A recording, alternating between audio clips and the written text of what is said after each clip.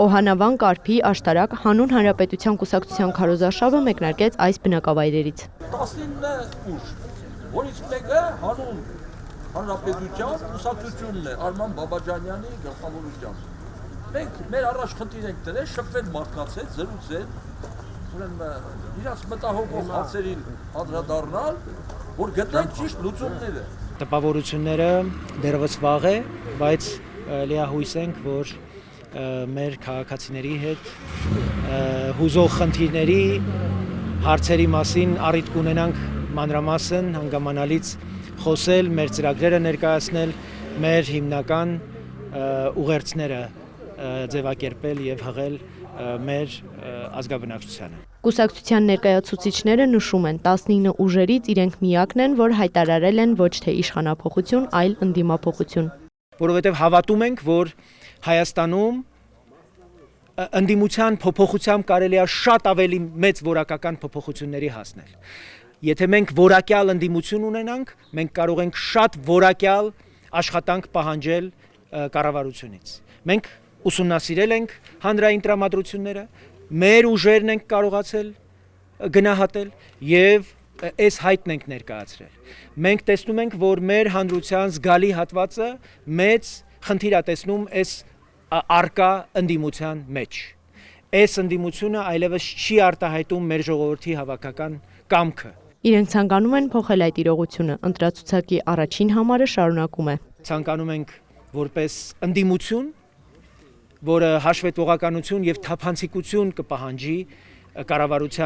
կառավարության աշխատանքից, այն պայմանավորվածությունների վերաբերյալ, որոնք կայացվել են Միացյալ Նահանգների հետ, Եվրամիության հետ, Եվրամիության անդամ պետությունների հետ, ծոցի երկրների հետ, Հնդկաստանի հետ, Չինաստանի հետ,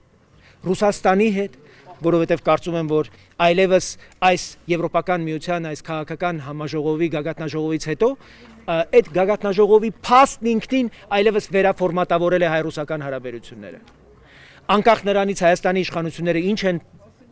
խոսում դրա մասին։ Ես կարծում եմ, որ մեր պարտականությունն է բարձրաձայնել այս իրողությունը եւ գնալ գործուն քայլերի։ Ըստ Ռուբեն Մեհրաբյանի, որ ընտրացուցակում երկրորդն է, այս ընտրություններին դրված է հետևյալ հարցը. Հայաստանը անկախ ինքնիշխան ժողովրդավարական երկիր լինելու է, թե ոչ։ Մենք տեսնում ենք գիշատիչների, որոնք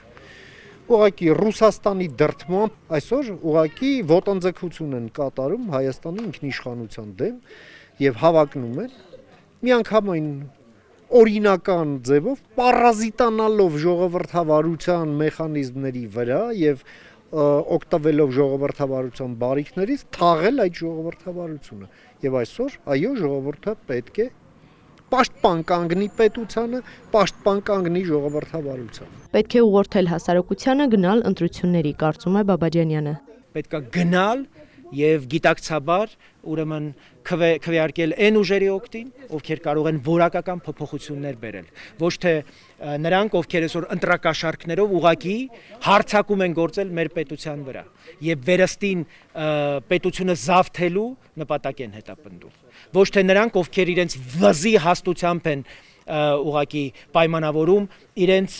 ուրեմն հիմնական կարողությունները քաղաքական դաշտում։ Կուսակցության ղեկավարը եզրափակում է, քաղաքացիները դրան համարժեք պատասխան կտան հունիսի 7-ին։ Էմմա Վարդանյան, Ժիրայր Հաբետյան, լուրեր։